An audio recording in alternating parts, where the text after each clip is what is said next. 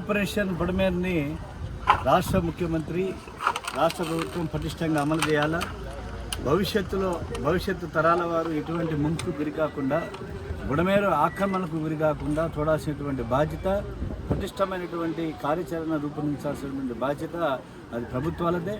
ప్రభుత్వాల నిర్లక్ష్యం వల్ల ఇవాళ విజయవాడ నగరం ముంపుకు గురైంది, పూర్తిగా మునిగిపోయినటువంటి పరిస్థితి ఉన్నది. కాబట్టి ఈ ముంపుకి కారణం ఎవరు, అసలు దీని మీద అవసరమైతే ఒక ఎక్స్పర్ట్స్ కమిటీ వేసి నిర్ధారణ చేసి భవిష్యత్తులో ఇటువంటి ముంపు రాకుండా చర్యలు తీసుకోవాలని చెప్పి ఈ రోజున ఎన్టీఆర్ జిల్లా, ఏలూరు జిల్లా, కృష్ణా జిల్లా, ఈ జిల్లాల కార్యదర్శులు, రాష్ట్ర పార్టీ నాయకత్వంతో కూడా ముంపు ప్రాంతాన్ని, గందుబండ ప్రాంతాన్ని పరిశీలిస్తుంది, బుడమేరు టు కొల్లేరు.